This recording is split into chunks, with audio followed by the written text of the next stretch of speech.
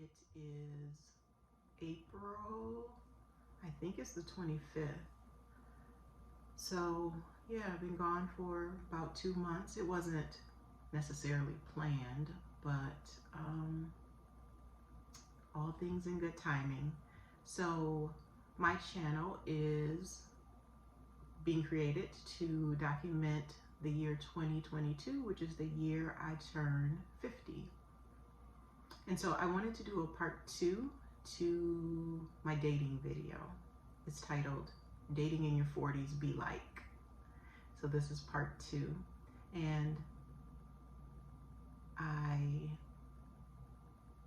think I have some new insights and about dating, which are actually different than in part 1. So that's what life will do to you. It will give you different perspectives, and that's what I like about this journey. So I'm out of practice with this. I only did 3 videos. I don't totally remember where to look. I was working on my ums. So I'm out of practice. I have some notes. I want to be succinct always. My videos run longer than I expect, and that's surprising to me because I haven't always talked a lot. So, but again, that's literally the purpose of this channel. I want to take up space, and I just want to share my perspective. It'll be interesting for me to look back on these videos and where I'm at in my life right now. One thing I don't think I did very clearly in part 1 was, and maybe I did, but I feel like I didn't. I wanted to this year, so I am dating mostly or exclusively through dating apps. I'm on 2 apps at this time. Well, 1, because I recently closed down 1. So the men that I've met this year in 2022 have all come from dating apps. And I have, throughout my life, pretty much exclusively dated Black men. This year, I simply opened myself up to anyone of interest. So anybody that I found appealing and we matched, they must have also found me appealing, we matched, I was receptive to that. So I have met, I believe, since the beginning of the year, 7 men that I've had various conversations with. 6 of those men I've met in person. 2 were Black men, and the other 4 that I met in person were white men. And I'll be honest, that surprised me. I've never paid attention to white men, to be totally honest. Nothing against them. It's just, well, if you want to delve into it, I just think as a Black woman, a lot of us are taught to seek out, search for, wait for our Black king. And so I guess I bought into that. Bought into it. So, yeah. And then I just never thought white men were really checking for me. So it's been interesting on the app to see the amount of interest I've received from people outside my race. And I don't have a type. I don't know if I said this in part 1. I don't have a type. But I do find myself most attracted to bald-headed men with facial hair. Not everyone looks like that. And even the guys that I've gone on dates with, not all of them look like that. But it's just funny because I'm like, bald head. For all races, it's just sort of like, that's the thing that appeals to me. But I'm definitely open. What's most important, there has to be physical attraction, so I'm not even going to front on that aspect of it. It's about the profile. There has to be something that stands out in the profile. And so usually when guys are a bit vulnerable or they're just very sincere, that appeals to me. So yes. So I think part 1, I left off that I had this horrible incident with a guy who was white. He made a racial slur when we were talking on the phone. I attempted to correct him. He was not receptive to that. So after that encounter, I was shaken because we were arguing on the phone, and even though he apologized, um, I slept on it, and I told him, I wasn't going to come for a visit. I just couldn't get over it. I could have gotten over it, perhaps, had he been receptive, but to just invalidate what I was telling him when I'm the one with the lived experience as a Black woman, it was such a turnoff. So after that, I was very leery about continuing to interact with white men. But I spoke with some people who sort of walked me through it and shared with me like different red flags to look for. So some things, even culturally, that I just wasn't aware of. So that was helpful. And I opened myself back up to just dating anyone of interest. And I don't know if I said this in the other video, I also am accepting dates. So if I'm interacting with these men and at some point, and usually that's what happens, they say, you want to meet for coffee. As long as I feel safe and we go to a public place, I don't turn down dates just because I'm at a different place in my life. I was married for 15 years. I haven't been on a date in a long time. And so this is just good practice. And I actually have learned about myself. I'm going to be honest, like there's a level of anxiety and I have to talk myself through it, talk myself up, because there's always the chance of rejection when you meet in person. So people like what they see on the app that is physically appealing, and then there's texting through the app, conversation through phone calls sometimes, and yeah, but meeting in person is like, that's what sort of solidifies things. So there's anxiety with that because there's the possibility of rejection. So I don't like that part, but that's just a part of dating. And I just think it helps me grow as an individual. And I'm always looking for the humanity in other people. And what I learned about myself is I like dating. I like interacting with men. I like learning about like their facial expressions, their just learning about or seeing or witnessing them in person. I also like the flirtation, the banter, the back and forth, that sort of interaction. I appreciate that. I like that. And so, yeah, it's just stuff I've learned about myself. It's fun. I like it. So I've had really good experiences dating. All 6 men that I've dated, one, it did not work out, and we still had a great conversation. The other men, we all continued to talk afterwards. However, things just didn't materialize. They at some point just faded, dissolved for various reasons. And so that's been frustrating for me. But again, it's helping me to learn.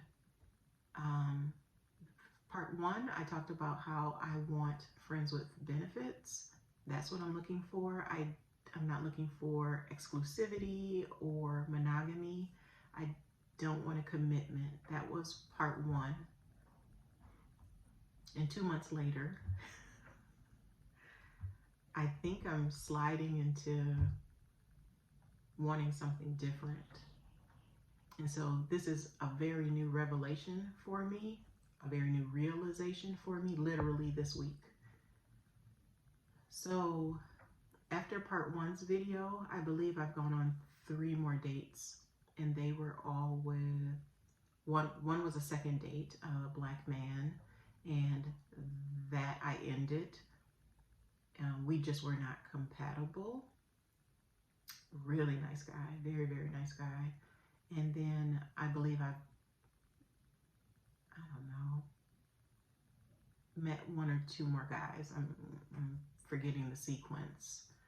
The last guy I went out with, I liked him a lot, really attracted to him, and heard from him. So we met, and then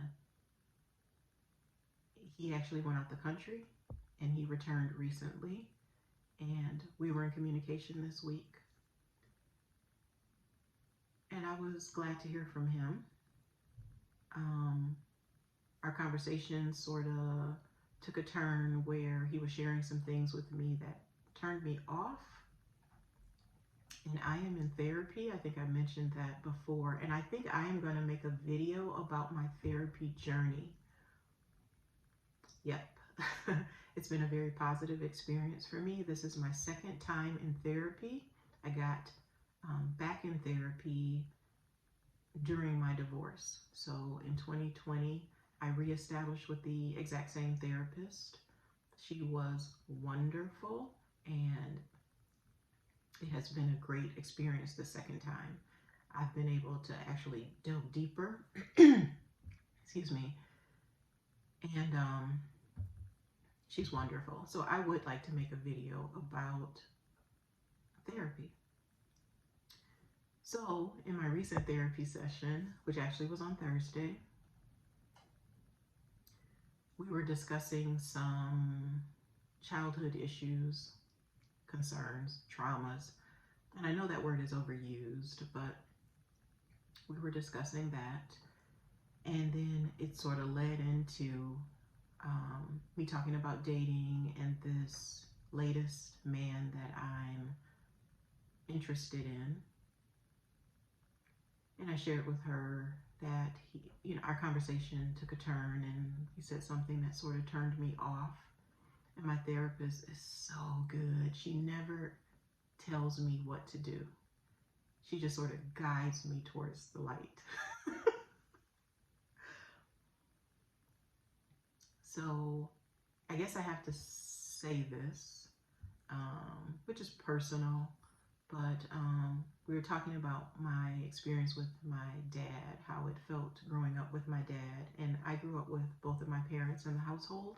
My parents divorced when my sister and I were in our 30s.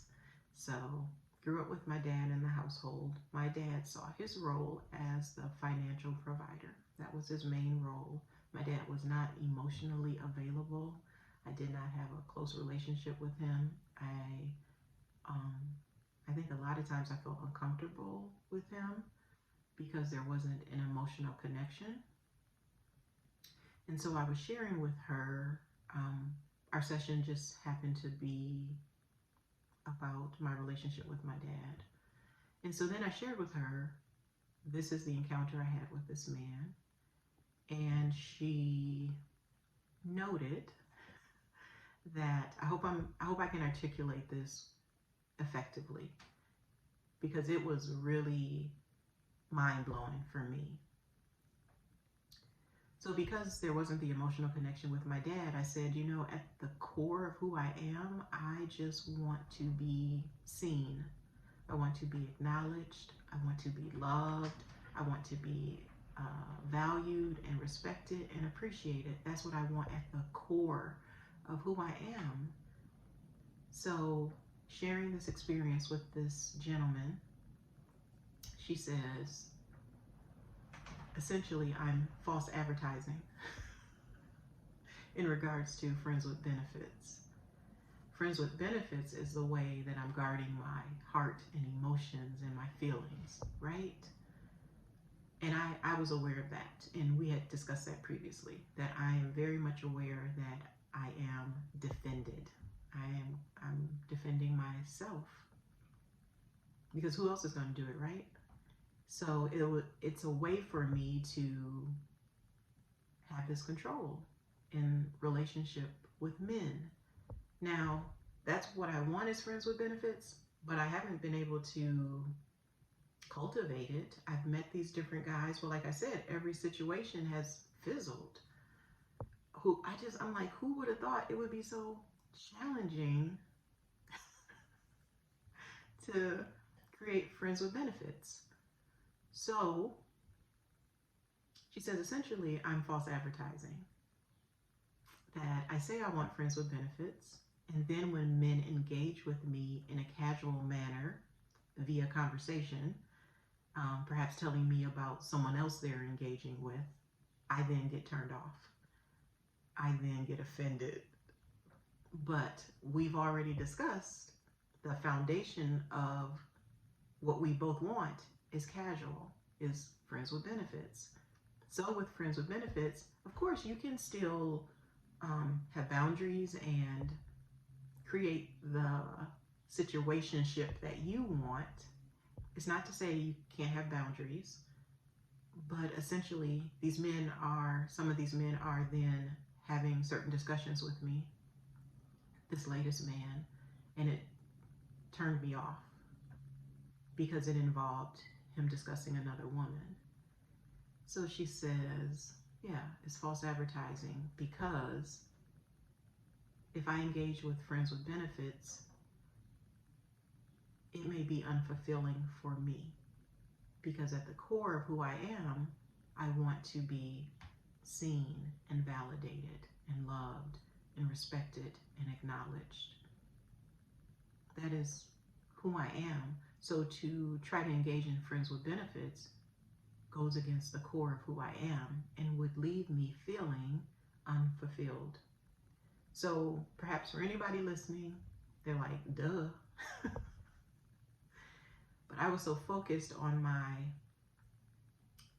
defending myself, on protecting myself, that I'm focusing on friends with benefits. And I said to one man when we were talking about what we wanted, that I know I'm a relationship type of gal. I already know that about myself.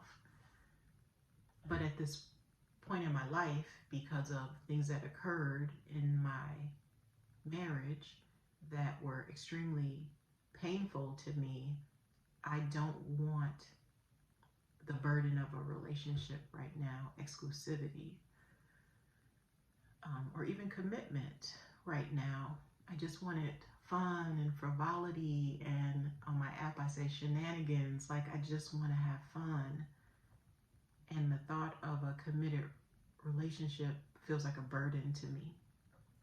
So I was like, so what's the alternative? It's friends with benefits, because I do want to engage with men. So the session was mind-blowing. And she said, again, not telling me not to engage with friends with benefits, but just sort of explaining this will be the result, that you may find yourself feeling unfulfilled. And essentially, you're recreating the relationship you have with your father through engaging with men in this manner, friends with benefits. It may be unfulfilling for me. And putting all those pieces of the puzzle together, it just, again, it was mind-blowing for me. And when we ended the session, which was shortly thereafter because we were at the end of the session, I took a big sigh. It was like a sigh of relief. It was me giving myself permission to say, yes, I think I would function best in a one-on-one relationship with a man. So it doesn't mean I'm there right now. Like, that's what I want right now. I could continue to pursue friends with benefits. It ain't been working for me. It ain't been working for me, but I still get to make decisions. I still have the ability to make my own choices. But it felt good to just sort of admit, yes, I believe at the core, I do want a relationship with one person. That is terrifying for me because the last time I gave my heart freely to someone, the outcome was, what's the adjective? The outcome was just, it was horrifying. So it was freeing to have this realization or revelation, but also it's terrifying to me. So what I did, again, this latest guy that I was interacting with, and I want to say he didn't do anything wrong. We were talking.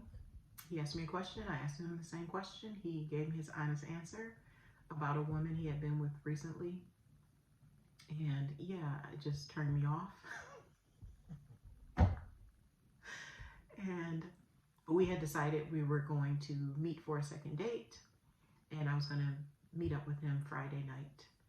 So my counseling session was Thursday. I processed everything, and I said, yeah, I can't do this.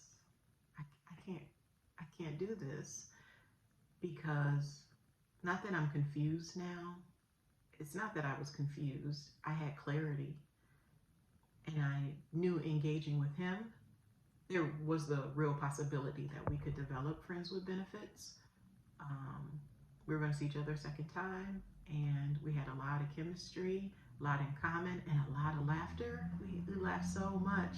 He's so funny, just in a real subtle, not trying hard to make you to be the comedian and make you laugh sort of way. So I was looking forward to reconnecting with him, and was really disappointed that I wasn't going to do that. So I called him later that day on Thursday, and just a quick, like, 3-minute conversation. I explained that I had a new realization that I think friends with benefits would be unfulfilling for me. Like, that's the perfect word to describe it. And I said, this is really different than what we originally discussed, and I think it would be best if we don't, see each other. And he was really respectful, of course, and said he understood, and that he also has found friends with benefits to be unfulfilling as well at times, and that he's on his own journey. So that is where I'm at. The latest antics of my dating life. I was on 2 apps. That same day, I shut down one of the apps because it just was slower. That one is called Hinge. That one just sort of regurgitated the same men. And that's because also I put in a mileage range, and I'm not willing to really travel too far for a relationship. So then it just sort of recycles the same people. And I'm sure if they're doing that, they're seeing my face over and over again. So there just wasn't a lot of action on that one. So I shut that one down, and I'm just on Bumble right now. And it ebbs and flows. It's sometimes lots of matches and sometimes not. So I'm still on it this time. I'm thinking I'm gonna shut it down soon, I think. But honestly, that's the only place I'm meeting people. I'm not meeting people in my real life. So I know I got some decisions to make in that regard. But yes, that's where I'm at right now. That with this new information, I'm still just gonna process it. And again, it's all just data for me to take in. And I still enjoy the journey. And I learned so much about myself, so many insights, and get to advocate for myself. It felt really good. I was disappointed having to cancel the date, but it felt good to stand in my truth and to honor myself. Because I have allowed myself to be dishonored by other people, and I have done it myself. So this is, I'm doing the work. I am actively trying to live a life where I put me first. So, okay, I'm almost at 25 minutes.